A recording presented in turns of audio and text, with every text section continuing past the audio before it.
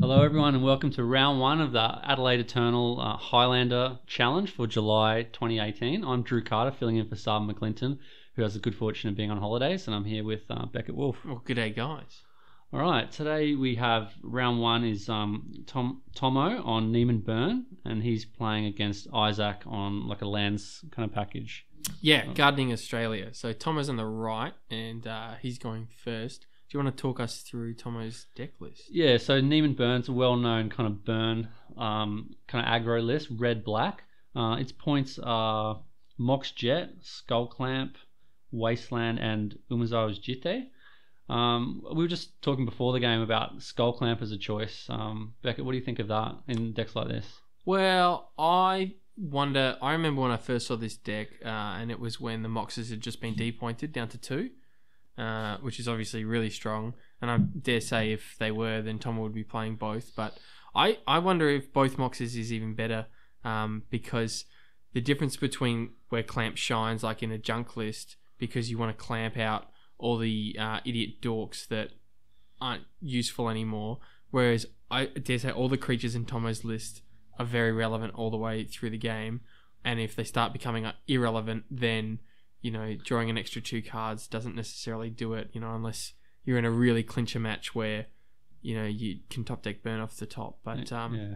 I think you probably want to keep your creatures around a lot more in this matchup. Yeah, I do think the Skull Clamp gives you a bit of insurance against like removal, especially sweepers. And it also, if you need to this deck has a lot of 1-drops and quality 2-drops, so it's trying to get in there with creatures, but it does have 13 burn spells as well. So the Skull Clamp can help you draw into that burn if you're forced into that role by moat or other crazy kind of creature destruction. It's probably just meta dependent. Like, this week Moxes are in, and then next month something else is in, and depending on what your matchups are. I certainly don't think Tom has made any bad decisions in his list. The list is absolutely sweet.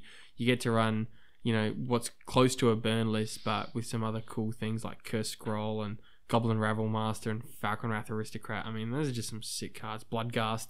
Like very aggressive, but not necessarily like burn aggressive. They're just ever so slightly above that, and and got a little bit more turns to them. The recursion on some of the guys is really powerful as well. Some of the cheap 1-drop black guys.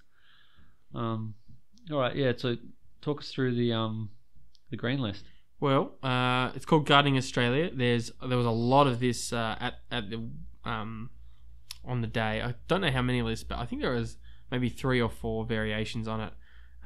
It sort of runs a bit similar to the Legacy lands list, except you've got more space to fill, so you can run more random mid-range creatures like Courser of Krufix, Tireless Tracker, Lotus Cobra, and things like that. That aren't necessarily lands lock pieces, but they do interact very well with lands, obviously, and it gives the deck a really good mid-range package. His points are Fast Bond, Crop Rotation, Sensei's Divining Top, which is an interesting choice, Strip Mine and Wasteland, and he's got some great utility lands like Maze of Ith, Horizon Canopy, Urborg, Volrath, Stronghold, Buried Ruin, Dryad Arbor, Thespian Stage, Dark Depths combo, obviously. So that's probably what the deck is trying to do the most. That sounds like a very strong package against the kind of burn aggro deck where you've got a bit of life gain and Courser of Krufix. Yeah, you got combo and mid range kind of elements, and both of those are fairly strong against aggro, I think. Yeah, I think. Well, yeah, it's tough. I mean, I think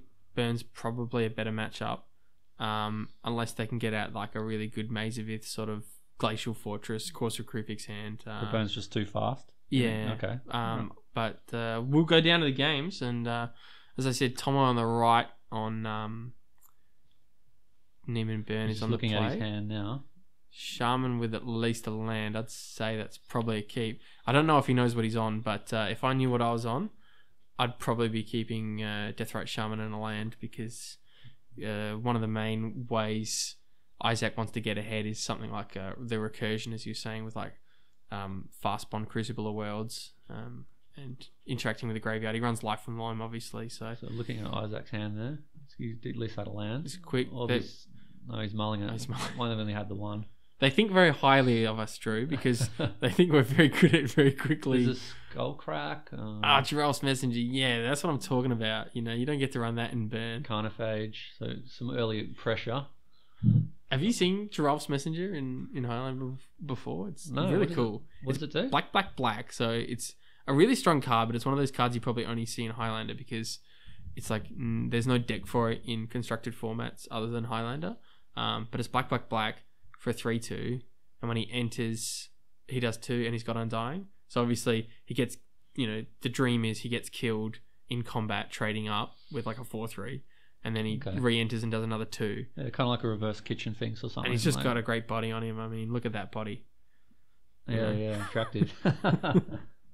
Jigsaw piece or something, or he's got a message anyway. But anyway, I mean, it basically can only be played in this deck, right? Like, it's aggressive. There's a Lich too that with black, black, black Lich that's kind of indestructible or something. Yeah, you can think about that. So I don't know what I might have been distracted, or Isaac showed it very quickly, but I don't know exactly what Isaac's got in his hand. What do you reckon Inquisition takes here? Surely recursive damage? Well, if you look at the lands on the Tomo side, he's only got access to 1 mana next turn, so I'd be tempted to just take the Carnophage to like maybe buy a turn. I'll agree with that. I think is that a Figure of Destiny? No. Is it? No, it's Goblin Rebel Master. Yeah, I agree. It just throws him off curve. So, the Inquisition's so strong now because Isaac knows now that there's no other lands, so if he did have a fetch land, if Tomo misses this land drop, then Isaac knows no point cracking the fetch. I think Tomo, he came down from Broken Hill with a bunch of other guys. He did well last time he came as well, so be hoping to do well again. He made the top 4 with the same list, I believe. And is that Curse Scroll? Yeah, Curse Scroll. The best draw here. Yeah, it's at least something, but it's going to be a long time before he's using that. Get in there for 1. Surely, get in there for 1, Tomo. Tomo's just hoping that Isaac has to use a fetch land. Get in there. Get in there. See, a lot of the time when you're against like lands, you just keep your shaman up because you want to be eating lands every turn. But here, there's not a lot going on. So I'd say he's desperately hoping for a fetch land here to switch on his hand. Yeah, so if Tomo drew his own fetch land and had access to 3 mana his next turn, he'd just slam the Rabble Master? I think so. Or even the black card, the Messenger. The Messenger. Yeah, I think I prefer Rabble Master because he like generates tokens. He swings 6 on turn 2? Yeah, the turn after you play him. Yeah, the earlier you get him down, the more advantage you get. Yeah, I mean, 3 mana for 6 damage is like a pretty good deal, especially when you're putting idiots on the board. So Isaac's developing his board with the Expedition map and Sensei's top, so yeah, no fetch land. No fetch land, yeah. So Tomo's still looking for Digraphical swings and well, it's playable. I mean, it's not a land, but it's a 2/2. It's like the Carnophage. And I think like we can sit here and think, oh, Tomo's hand's really garbage, but any land switches his hand on, and it's such a cheap deck that there is the likelihood that he's just going to top deck a bunch of 1-drops, and he can actually pressure. Isaac could have that slow hand where he's developing to Dark Depths, and then he doesn't hit the other piece, and I think there's still a really good chance for Tomo to get in. So Isaac could have topped in his upkeep, and then if he had a land in hand, play it, and then search for use his Expedition map, but he didn't do that, so he might have something else to do with his What's mana. Your instinct? My instinct is usually to draw and then top because I see more cards, but I see a lot of people top in the upkeep. I never used to top in the upkeep, but I've since come around to it because if you have to tap your top and put it back on top, you do lose that tempo. Like you've got to pay the mana again to play it. But yeah, it depends how desperate you are to find something. Yeah, I think it depends on your hand. Like if your hand's already good, you might as well just draw, and then you can like check to see if you've got something better, off the top or in the top 3.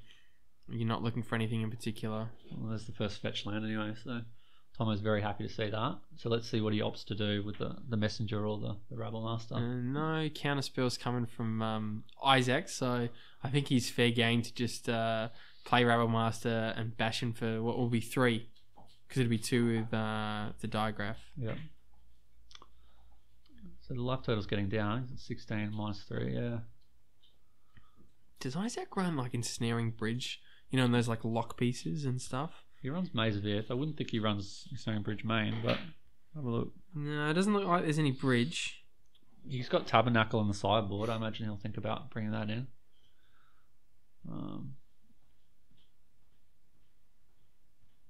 There's a lot of choices in these lands decks these days. You know, and you can build them sort of in the more mid-range version with... I saw one with Tatiova, the blue-green. And we haven't really seen blue in lands. No, but, I don't think Isaac's playing blue. No, he's not. But I've seen a couple with that. Oh, he's going for the Giraffes. So I guess you'd play Giraffes here if you expect removal. Yeah. Because Giraffes plays better around removal and he could have Rebel Master. He didn't play anything last turn. Yeah, although, I'm not sure. Probably waiting for end of turn search and then, and then use top to optimize the next turn's draw. So definitely be looking for a combo piece here, like Dark Depths, or depending what's in his hand. Or Maze of Earth. Maze of Earth to buy time. Best min stage. Okay, yep. So he's going for it. So this is probably alarm bells for Tomo to say, get in there. Yeah, Tomo's got Wasteland in his deck, but he hasn't drawn it. You know what, though? Deathrite Shaman can... if there's a creature goes to bin... Is that... Carnophage in the bin? No, that was discarded to the Inquisition. Okay, so he could... Yeah, it is in the graveyard. He could... And he's got Bayou, so he could go to 21 and survive one Merit Large turn. Yep. Technically. Which, like, it doesn't sound like... No, I've had that done against me when I was playing Burn in Legacy. Well, I was just about to say, it's probably irrelevant in most matchups except for Burn, right? Because you can just top deck the Fire Blast. Yeah, you may not have it. But yeah, so he's searching here. So that top's definitely going to help him dig for the extra combo piece if he doesn't have it already. So it's a decent plan. Yeah, and I noticed that he cracked the map and now he's topping rather than topping and then mapping. I guess that means he respects the top. Yeah, I don't think you want to lose that top because there's no scenario where he's just thinking like there's no scenario where I'm going to activate top and draw. So even if I get the shuffle afterwards, what's the point? The only time you'd sacrifice the top there is if you found exactly what you were looking for. But you're more likely to find it. Which is one of the combo pieces. Yeah, which is the Dark Depths. But you're more likely to find it now over time with recursive use. But does he have that time? You know, how much damage is he going to be taking on the next swing? Amount. It's minimum 5, and probably on a 2-turn clock, really. Yeah, he is. I mean, if Shaman swings, then it's 12. Over 2 turns, so he's got the Rabble Master too for that hasty goblin. Yeah, in fact, I'd say you could even just go swing 5, keep up Skullcrack, and then keep up Shaman as well, and you can start draining. You can drain with the Inquisition, and then you don't have to commit, and you can even eat the Carnophage and survive a Merit Ledge turn. So would you say Tom's got the advantage at this point? I think Tom has definitely got the advantage. Yeah. He's got the bigger board. Or like Isaac, if Isaac goes like combo piece and then gets swung and then combo piece and plays a 20-20, like then what? Tomo can just load up the board with idiots and then alpha stroke. I suppose, best case here, Isaac could find like a crop rotation or something to get that other land instantly into play rather than have to wait a turn to play it. Yeah, look, I mean, he's got Fast Bond and he's got other combos. He's got Azuran Orb, which is a total combo piece, and if you've ever played the old school vintage deck, there you go, Exploration, which will work very similarly to so this will let him potentially Does play. He have it straight away? Has he got the 2 cards in hand? Yeah. 2 cards? No, but Azuran Orb is actually really good against aggro. Oh yeah. Sacking a land to gain 2 life is really relevant, especially when you get flooded, which you often do in a deck like this, which I would say runs, over 23, 24 lands. I've been on the aggro side of that. That's why I've it's felt real. the pain. Yeah. It's real. And, obviously if you've got a Crucible, you don't feel it. Tireless Tracker? Yeah, Tireless Trackers are good. Wasteland, okay. Yeah, Wasteland's pretty decent here. Well, it's just going to fuel the Shaman a little bit for mana, but there's already a fetch in the bin to use, so... Yeah, so it could take him off red. But unfortunately, Tireless Tracker sort of trades down with everything because he either blocks Messenger, takes 2 from the Ghoul, takes 2 from the end of the battlefield, and makes Messenger bigger, or he blocks Messenger, which is like a really bad trade, like 3 mana for a 1 mana tempo card. Yeah, so there's no good blocks on. Okay. Yeah. And he's electing not to waste. What's the logic there, Drew? Well, Tom is still going to have access to red mana via the Shaman, although at least for one turn with the fetch in the bin. But he'd still only have 2 mana, so he could cast Skullcrack, but not the Rabble Master. So he could have put him off Rabble Master. I think I'd Rift waste Bolt. there. I mean, the only way you're losing is by getting aggro, right? Yeah. I mean, at this stage, once they play Digraphical, you're pretty confident there's no combo. Necropotence, okay. Alright, I think, yeah, that's a game changer. Yeah. It definitely switches off my game plan of eat Carnophage and take a Merit Lage beat. Very different sort of game style if he decides to go down that path. I don't know what's correct. Yeah, it's a totally different. I think he's thinking about it. He's scared of the Merit Lage. He's thinking, I'm on 19 life. I could buy a turn against I think I prefer just going for it because what exactly you're hoping to draw? Like, this turn is so important because you're swinging not lethal anymore, but you still got really good swings. I think Necropotence is in your deck, so you want to play it. No? I disagree. Okay. Because I think you should empty out your hand. Yeah, he's already got cards in hand, so the cards he draws wouldn't do much. Play it like a Wheel of Fortune. Like, you empty out your hand, and then you say, okay, now I don't have anything to cast. I got no gas. I'll tap out for Necro, draw 9. Yeah, you know? persuaded me. Yeah, that's right. So maybe Isaac. Sounds so important, right? Yeah. So why did Isaac keep the Wasteland? Because he's got something big to cast? Like because he's in your head. That's why. Yeah, there's no other reason. Right. There's no other reason for it. He's just in. Or he might just want to like top end of turn. He's in my head. Don't get me wrong. He's in Tomo's head as well. It's like because I can't think of him. No, he wants to use the mana to top, so he can dig deeper for the dark depths. So he's assuming.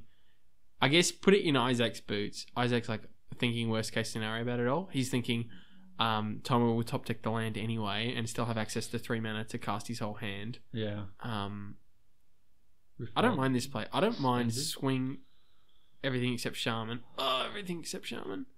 No, he's eating them. He's getting mana. Yeah, to do for the Skullcrack. Yeah, but I don't know. Skullcrack does 3, draining with Shaman does 2, and you keep the Skullcrack in hand. You know, like. Yeah, and you could, and there is life gain in Isaac's deck as well. Yeah. The only reason I can think of this is he wants to get rid of the foothills, or he wants to empty his hand so he can cast Necro. Potentially, yeah. But I don't mind just. Oh, I think you definitely swing Digraph here.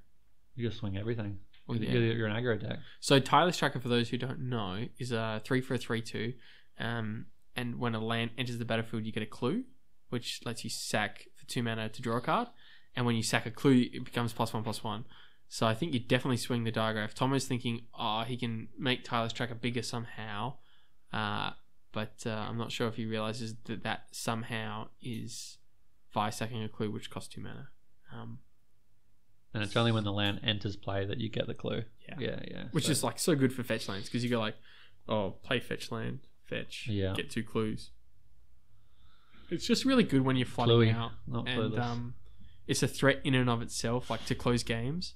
And obviously it interacts with lands and interacts with ETBs of lands. So it's like it's the epitome of what this deck is about, I think, which is a lands combo deck, but it's got filler.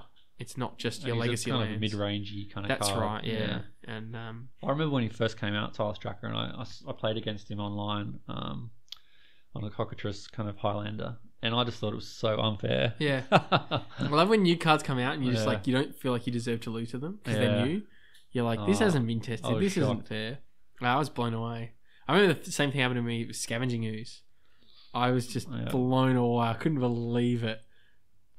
Every single time it felt like... What was bad about it? The fact it got bigger or the life gain or everything? Like if I was playing aggro, the life gain was so relevant. And if I was just playing mid-range, like it was... Because I played against it in draft, in limited. And it was just like always an 11/11. And I was like, what is this? It's a 2-mana spell. Yeah. This isn't fair. And I was like, I can't like bolt the guy because if I bolt the guy, Scoos gets bigger. What is this card? Is he played in Legacy, Scoos?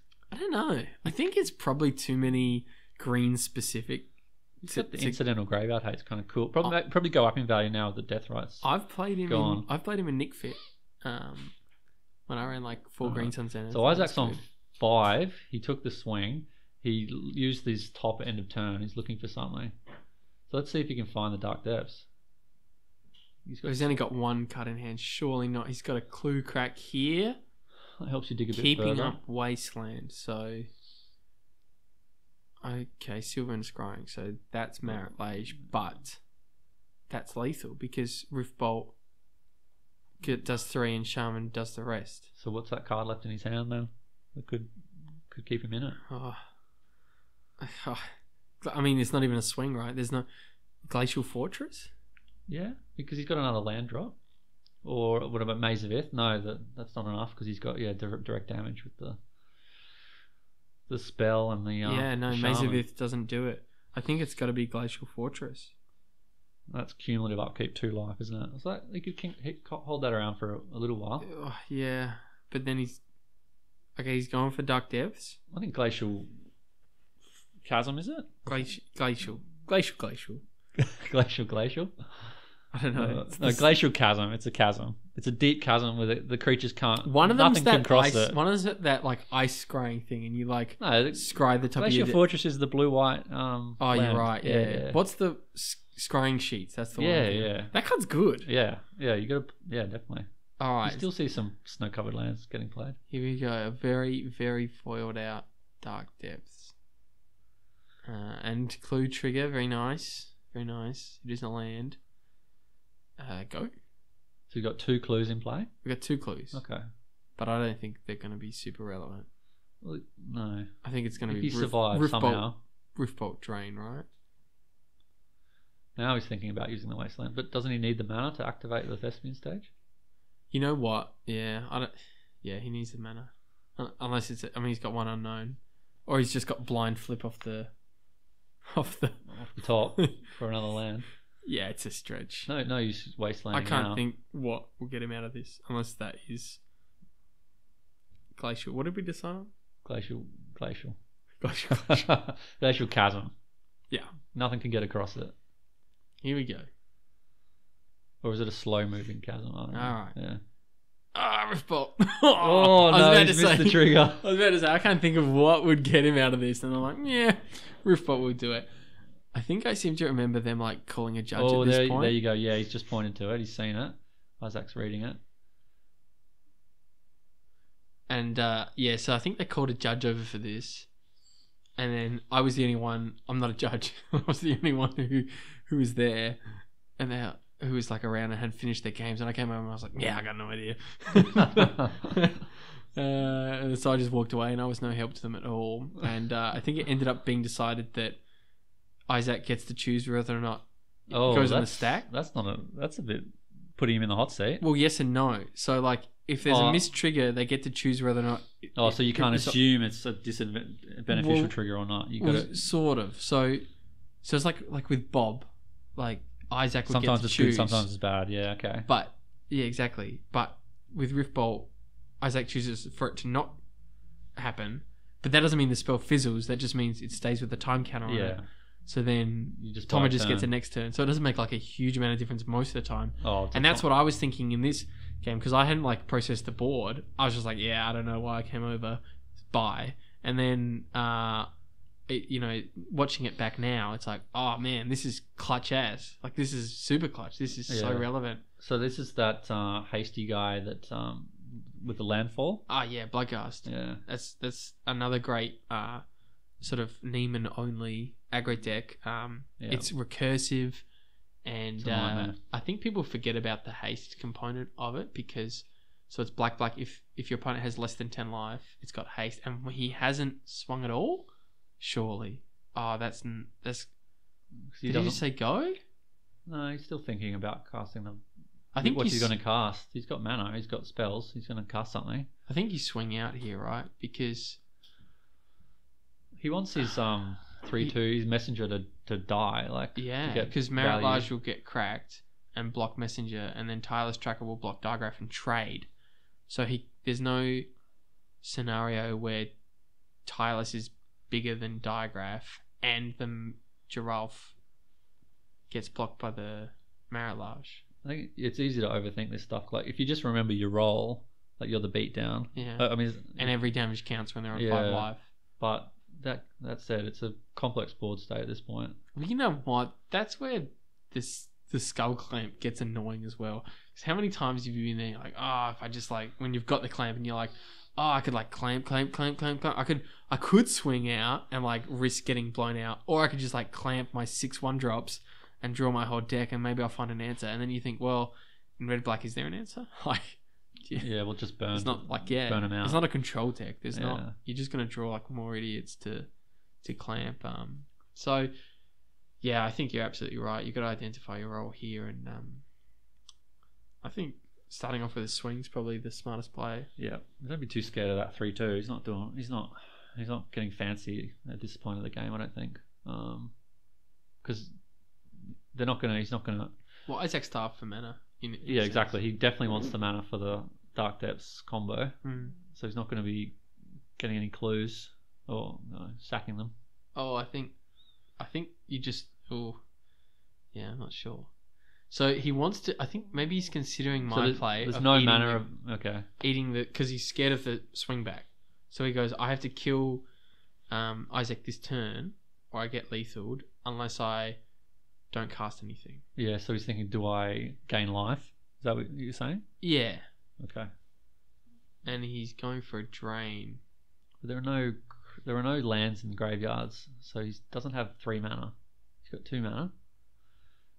But he could use his Bayou to gain 2 life and get rid of a dude, Carnophage. Yeah, so if he plays Bloodgust here and swings out, the 2 biggest get blocked, and he takes 3. And if Giraffes gets blocked, then it ETBs and loses 2 anyway. So 1, 2, 3, 4. Okay, so is there any way you can do 5 damage? Well, so if he swung out with Bloodgast, Tireless Tracker, and the Marit Lage block Bloodgast and Digraph, and you get in for 4. Yeah. Not lethal, and then you get swung back. So you have to gain life here if you're Tomo. So you do. You have to gain life, yeah. And that's what it looks like he's selected to do. Oh, that Roof Bolt was so clutch of Runeski's. The only way I've learned my triggers to get a little bit better at them is by getting maximally punished in like a high stakes kind of tournament. It's absolutely true. Getting formal warnings. You've been hurt before. Yeah. And I was like, do I get the warning or do we both get the warning? Because we have to maintain the game state. And the judge looked at me funnily and it's like, you get the warning. It was your trigger. That's so unfair because every time your opponent makes a mistake, the judge is like, well, you both have to maintain the game state. But I think the rules have changed over time. But it feels like it. Or we're just always the victim. He's thinking about his blocks. There's a random curse scroll there as well. I don't know. Yeah, you're right. That's 2 damage out of nowhere. It costs 3 to activate though. Yeah, and he's got to only have 1 card in here. I don't think you'd do anything with it, but I had forgotten about it. I'll admit. You can keep doing 2 damage with the Shaman. Yeah, that's right. It was at least essentially the two same, spells, isn't it? Yeah. If he draws another land, yeah, I think that's a fair block in terms of not wanting to give Tomo extra value out of the messenger. As long as he doesn't die, and he can't. Yeah, well, the 2 life is super relevant. And you're not really killing it at all while you... in fact, it'd be really bad to block Messenger here, I think. You only block Messenger if you're like going in for the long haul. And he has to block something, otherwise he's dead. Yeah. And he's got another 20/20 to block with. Yeah. Okay, well, you block with both, right? Yeah. He's indestructible. Yeah. There's no way Neiman Burn Tomo can do anything without the 20/20 in his main deck, I don't think. Yeah. So this is sacrifice both my creatures, shock you, and get a 4/3. Yeah. Yeah, I'll do it at this stage in the game. I mean, it puts lethal on. Isaac's just explaining the combo specifically. Tomo's playing like he knows what's up there. Isaac's just going through the paces. Yeah, no, going back to what you were saying about maximal punishment, I couldn't agree more because, like, I remember just playing and doing the same thing like when you play like casually before you get into competitive Magic, and you're all into takesies backsies, and it's only until you start playing competitively that you get better. You don't start playing competitively once you're good. I think you got to start playing competitive, and that's what makes you good, because you're playing against strangers who aren't going to let you takesy backsies, and you hold yourself to a high regard so you don't takesies backsies, and at that point you start like hurting when you lose a tournament because of it. Definitely remember. Yeah, that's a really good moral actually, like about playing competitively and then getting good. Don't wait to get good to start competing. Yeah, I think it's for all aspects of life, not just Magic. Don't hold yourself back and don't be embarrassed about like doing something because you're scared you're not going to get good unless you give it a crack. So start playing comp Magic before you. Mixing it with the best definitely learn that way. Yeah, no one laughs at you, man. Just laugh with you. Laugh with that's you. It. Yeah. I remember being like really reluctant to play. Just even like Friday night. To me, Friday night Magic was like, oh, like these people like pay money like serious, and I'd never done it. I'd just play casual. And I was like, oh, and then I did really well in the first one, and I was like, oh wow, like I'm actually like better than I thought, and I didn't win or anything. So Tomo's buying himself another turn here by gaining life. I think Isaac. It's going to 1, which is irrelevant. Does Isaac have anything in his list to do on? Punishing Fire is the only thing I can think, but I think it's just a junk list. I don't think there's red. Yeah, I haven't seen any red in it. Oh well, you know what I was saying about how all these, there's all these lands lists, and there's that blue list. There's also a red list. There's the one you can like sacrifice a land to shock. It's like pay red. It's an enchantment in the new sets, and you can pay red. I think it's a 1 mana enchantment. You can pay red to sacrifice a land to shock. Yeah, nice. So you get to a point in the game where you got like 12 lands, and you just like sack them all and shock them. Yeah. Is that Chris the Jun list as well? It's kind of a mid-rangey lands. Yeah, it's different. It's got like Gitrog monster in it. I don't know if you've seen Gitrog, but that's another sort of like land creature. I think Isaac runs it. Similar sort of. I heard a lot of hype about him, but then I actually looked hard at it, and I was a bit underwhelmed. The frog monster. Yeah. He's pretty good. Yeah. Okay. Is he 6 mana or 5? He's 5 mana for a 6/6. Yeah. But I think he's not good in normal construct. Like I don't think he's legacy or vintage playable, but I think his home is in Highlander. The issue is that he's just not as good as Titania. Yeah. Because Titania just like puts it. I think the hype I saw was before Titania. Yeah. Well, the iPad 1 and 3, so it's a precarious game. It is. You want to be on the burn. Yeah, the burn deck at this point when it's 1 and 3. And I can't imagine what Isaac could have. So Tomo must be feeling good because he's not going to forget the Rift Bolt again. That's right, and he's got Shaman as a backup to close to close. Oh, yeah. But Isaac's still got 1 card in hand. The Glacial could come down and save him for a while. Right. Well, I didn't want to say this, Drew, but I had to look through Isaac's deck while we've been talking. Not there. There's no Glacial. Okay. I don't think it's even in the sideboard. Okay. I have to check that, but yeah. So it seems like a good addition. I'm not gonna. I don't know how to play these decks. Isaac would know better than me. There might be a reason that you just got too many lands that don't tap for mana. I've lost to Glacial Chasm in Legacy when I was on burn. Yeah. I just bought Eternal too, crucially. Well, here you go. Zurinorb's in the sideboard as well, and Glacial Chasm's in the sideboard. Swords to Plowshares, your own 2020. Okay, that's a game changer. That has changed everything.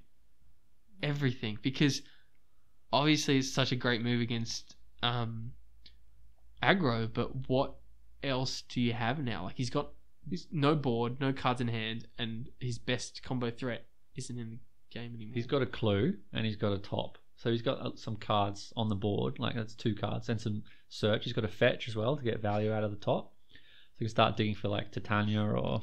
Go 3 down to 20, get that clock rolling. Start again, yeah. Like start the game again with this. Oh, he's on 1. Who do you prefer here? It's on 1. It's relevant. I mean, like, random course of Krufix means... I'd rather be Isaac at this point. Oh, it's tough. How many are you taking a turn? You're taking 6 a turn. It's a lot of turn. I think I prefer Tomo here. Isaac does have like life from loam and stuff, so he can just get back the combo and play it. But I think 6 a turn. This is why life gain decks don't work in Magic, because as you're gaining life, your opponent's like adding more and more power to the creature to the board, and it gets away from you exponentially. Yeah, and this guy's the damage from the Rabble Master is going to add up quickly as well. So I mean, what we've got 5 here, and then 6, 7, 8. Yeah, it's like a 3-turn clock or something. Yeah. 11 next turn. Yeah. Okay. Yeah. So it's a 3-turn clock, which isn't much. Although there's a top 2 more swings. Yeah. Although he's cracking the fetch to top. Fetch clue. There's. Would you top now, or would you top in your upkeep and keep the fetch? I'd keep the fetch for show. But you maximise your mana use if you use it now. You do. But you maybe see fewer cards overall. But I don't know unless you got to be digging for something specific like Titania. That's the thing. You open up your options more by having more things. But last thing you want to do is top and see 2 lands and a Crucible of Worlds and say, oh well, that's too slow. Given Tomo's only on 1, is there any way Isaac can be cheap? I mean, Isaac's got Deathrite Charm himself. He does. So that takes a turn, just like any creature. Although, it's sort of an unblockable creature in a few senses. Although then, actually no, because Tomo could just use his own Charm to keep it at counter bay. it. Yeah, okay. So, I don't know. He's got Grimflayer's got Trample. Grimflayer's an interesting one. Yeah, that's a good card. Yeah, but he's got to attack to get the value. He's got other ways of recurring the combo. That might be his best hope. He's got Vampire Hexmage for a different way to get, and he's got Crucible of Worlds. Presumably he's got Raminant Excavator. Yeah, that card's really good. I'm running that in just my random junk mid-range, no combo whatsoever. Yeah, it's scary. Do you have Wasteland in that? Yeah, I run that. Yeah. Just because I don't know, I need another point. Green Sun Zenith to help him out. I imagine Green Sun's finds Titania and Life from Prime Lion. Time. Yeah. So yeah, look, Isaac's got options. I still prefer Tomo's position here, and he's topping. Yeah, I think. Would you think Isaac's best chance of winning is to go like a mid-rangey plan or a combo plan and get the combo back? I don't think he can beat a Rebel Master on the ground. Yeah. So we have to try and recur the the best card against this kind of deck is Cause for Crucifix. Not just in Isaac's deck, but I don't know, sort of full stop. Yeah, that's exactly where you want to be, and that doesn't even beat Rebel Master really, because you just wait a turn. Yeah, it's that 4 toughness, the life gain, the card selection, the card advantage. It's Traverse the Ulvenwald, perfect card in this deck. So he gets to search for a basic land, or if he's got 4 types of cards, i.e. artifact, creature, sorcery, land, which he's counting up now, and I think he'll find he does because he runs a fair amount of artifacts. He gets to search for any creature or land. Yeah, it's an interesting one, and it's really powerful. People are playing it in modern to search for Goyf, to make 8 copies of a 3-mana Goyf. Yep. But here, any land is pretty real in a deck that has access to, Tabernacle on the sideboard. And could get if he had Glacial now, he'd be laughing. I think we've talked about Glacial so many times. Isaac's probably, upon rewatching, if Isaac's watching this, I think he'll start thinking, oh man, Glacial. Search it up and gather it, guys. Yeah, I don't know. Maybe he's just. So you're thinking like a big creature here, or do you? For Traverse, I feel Corsair or Titania to close the game, because Titania puts 2 creatures out, which is sort of the same as a Corsair. He's got a lot of blockers with the goblins. Yeah, but those goblins have to attack each turn if able. I'm pretty sure. Okay, yeah. As per Rabble Master, little juggernauts. Yeah, and then if he can sort of string together a few, not even fetch lands, but strip mine, and then some kind of random way to sack the lands. Which gets us into that point about the red. I was watching a lot of the other lands matches, and I watched the lands mirror with the blue one and the red one, and I was having a chat with one of the guys else. I was like, well, what is the best color? Traditionally it's been white because of Night of the Reliquary, but what else is white giving you? Yeah, and the tempo on that's not great that night, but yeah, the tutoring's powerful. Tutoring's very bad, and I think white's really good for that reason, but I'm wondering if that's even outdated, and if red's going to be the new... I think the Punishing Fire is outstanding. Yeah, I do too. Oh, I mean, I tested you get against gamble that on and the stuff as well. Craddy Jun list. It's really good. How good is Gambling for Life from Life? Yeah, Gamble's great. Yeah, and I can't remember what this card's called. This Would you this wheel a red fortune enchantment. in a lands list? Yeah, Yeah, because you discard your lands if they're in your hand. maybe. Oh, I'm not sure. Yeah, depends what you're up against. It's Maybe sort of you an can interesting sideboard one, it. isn't it? Yeah. Well, what is it? He's gotten Corsair. So he's I don't followed mind your advice. Corsair. Well, That's yeah. what you... My advice was Titania technically, but no judgments here. Corsair's sort of like the first one that comes to mind, isn't it? I don't think Isaac's got any value out of his exploration yet. Did he play 2 lands in a turn? He did. Okay, but so then, once. Okay. Yeah, he did. He played the Wasteland in the same turn as something else. And he's cracked 1 clue, And that was the turn I think he should have wasted. I think, how different would that game be? Yeah. And again, I don't want to be too critical of Isaac because he's thinking worst case scenario. He's thinking it's easy for us to look 4 turns ahead and see like, oh, well, Thomas Dale's ripped a land. But even still, I think probably wasting earlier was maybe he's thinking option. like Tomo himself would like to wasteland, so he wants the mana to cast his big threats. He sees Tomo as the Wasteland deck. Exactly, yeah. Yeah. Is Tomo running Wasteland? Yes, he is. That's his 7th point, one of his points. But he's not running Strip. No, he's got Skull Clamp instead of Shrew. So Isaac's still got a clue up his sleeve, as it were. Sleeve. Yeah. No, he doesn't have a clue. Yes, he does. Okay, he's got a life.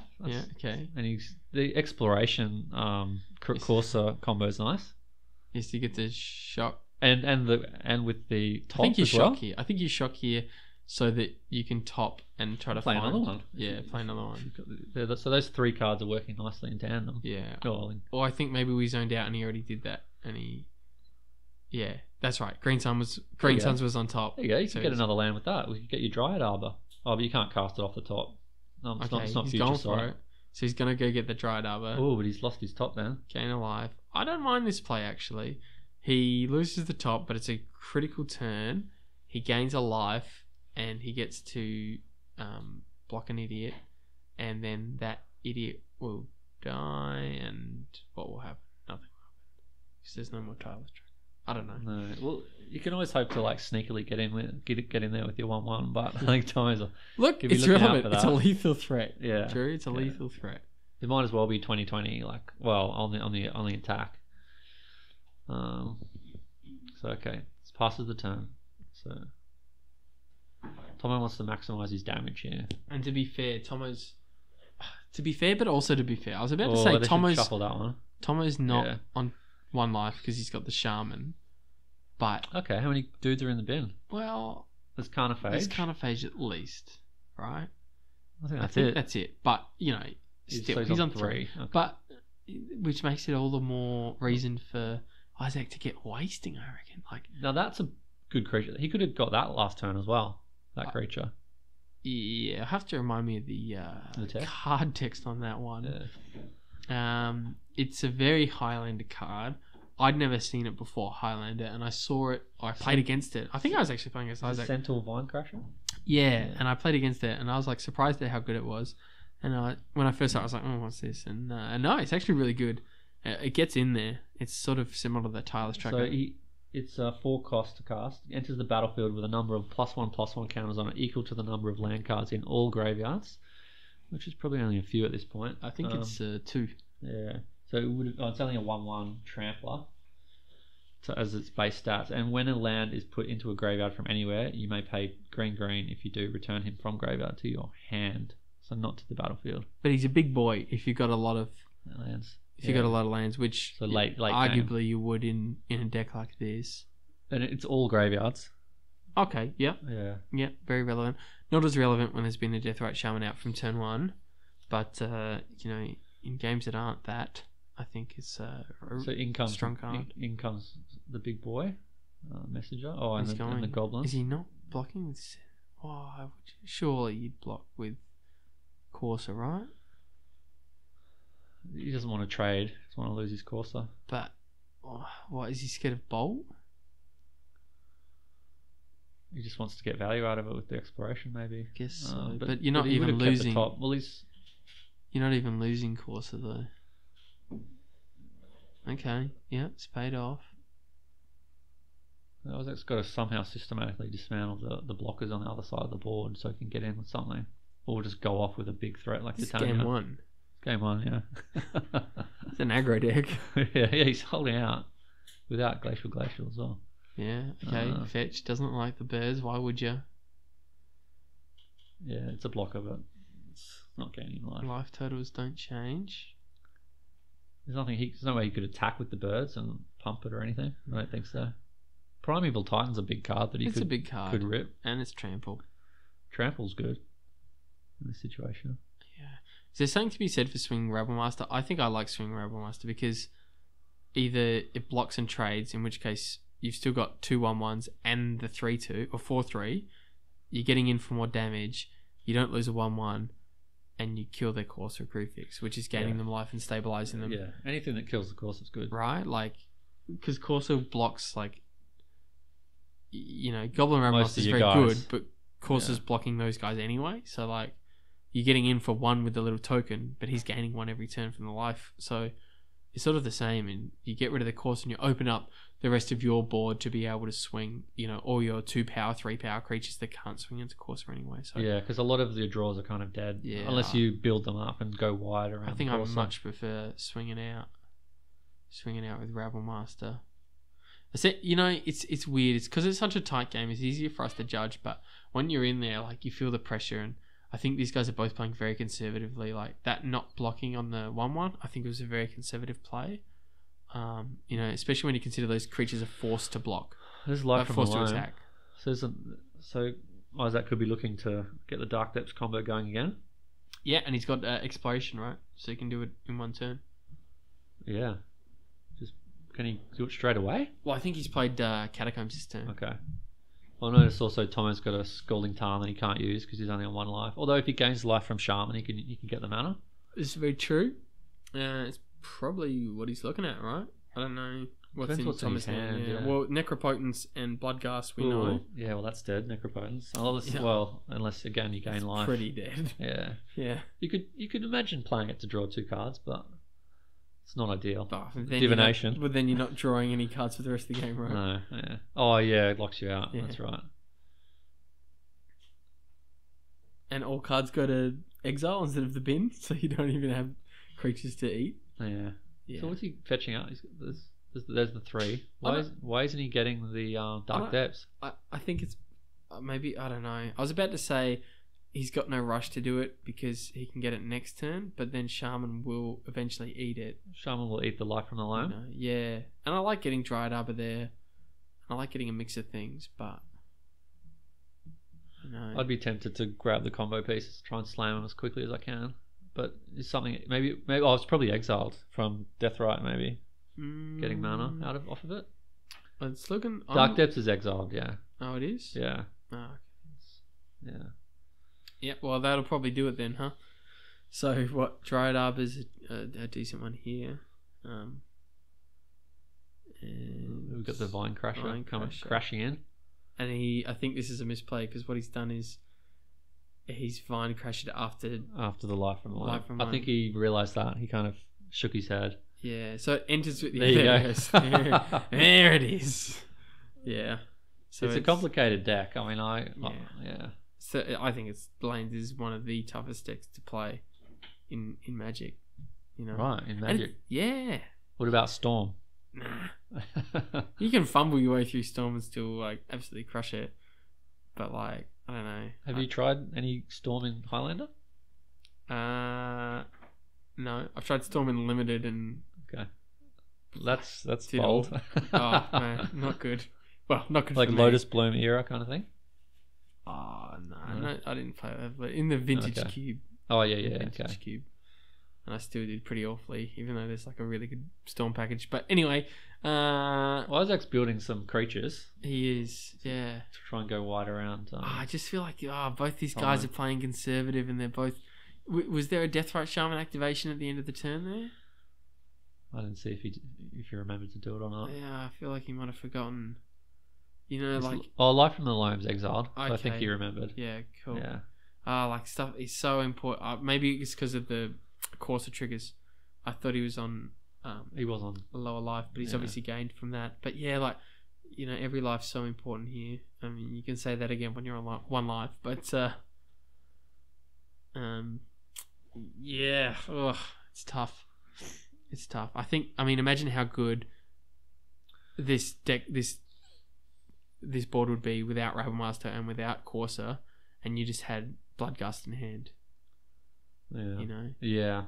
So, where is Bloodgust? Bloodgust is in hand, yeah. All right. Yeah, oh, get in with that Rabblemaster. There it is. Come on, get in. Hell yeah. You know? But see, now the Rabblemaster gets blocked by something worse, which is the 2/2. Would you cast Bloodgust now? I don't mind playing Bloodgust here at all. Keep in mind, you do die to the swing back.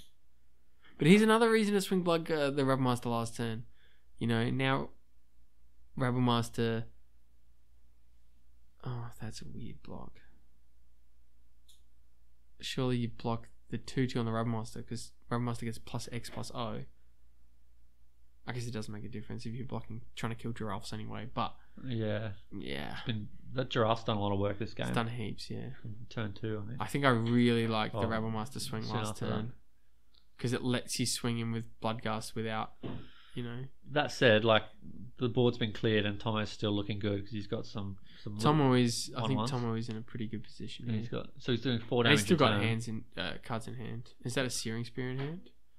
But see, all these burns to the face, like, they cost 2, and Shaman is doing like 1 less than that, right? Just by being up. So I think, I don't know. It's not that much better than just activating Shaman. You know. Skoos is pretty good. That's even more reason to play Shaman. Skoos is really big here. How many green sources does he have up? So Isaac's tapped 2 greens there. I think that's really wrong. I think he needed to go green and Wasteland. Because I think obviously the life and the exile is super relevant. Because you want to be able to go green, exile something to gain life. Yeah. And Tomo goes in response Shaman, and then you can go in response green, exile something. Can you target the same thing? Yeah. Yeah. Also, like, I've noticed there's still a clue on Isaac's side he hasn't activated. He probably hasn't had the Well, he's been mana. tapped out. Yeah. He's been very efficient with his mana, which I like. And there's also the Curse Scroll hasn't tapped once as well, which is understandable given all that. But it's just Isn't it interesting that Tomo's the one who's had cards in hand this whole game? Well, he's been kind of stuck on mana a little bit. Yeah, yeah, he has. Well, you shouldn't need too much mana to function on Neem and Burn, but only having 2 kind of tappable lands is well, it's an interesting one, isn't it? Because he ate Life from Loam, and I don't mind that because Life from Loam's got graveyard interaction in it.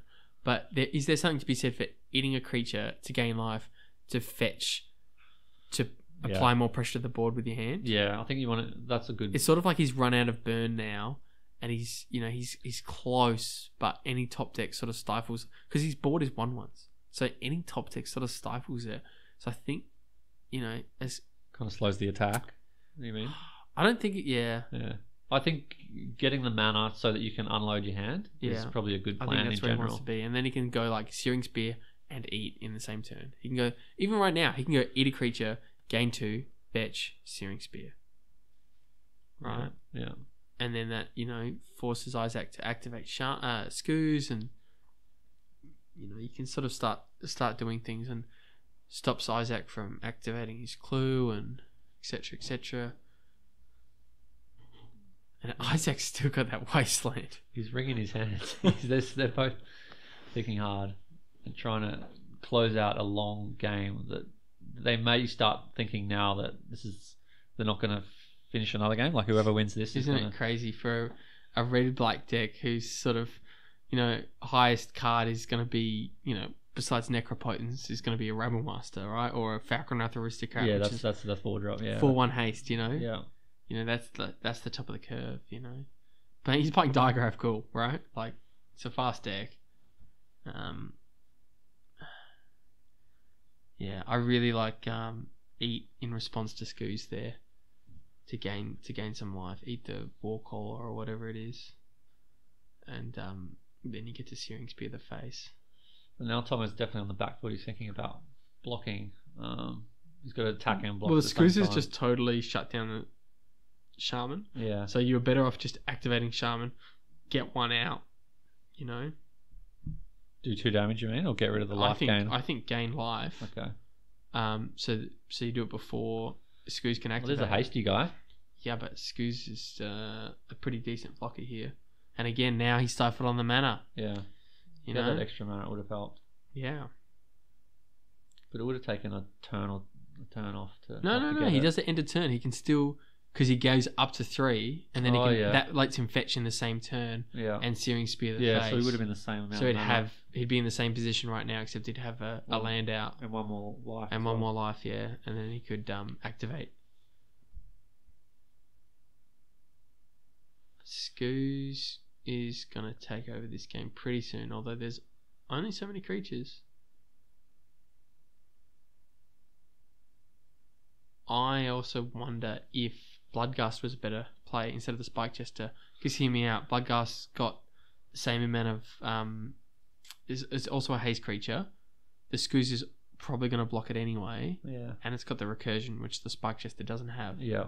So yes, Spike Jester's a 3 power and Bloodgust is 2, but what does that matter if it's getting blocked anyway? Yeah. Then the other one could come back. Yeah, and then you can do 2 cards. You go like land drop Spike Jester.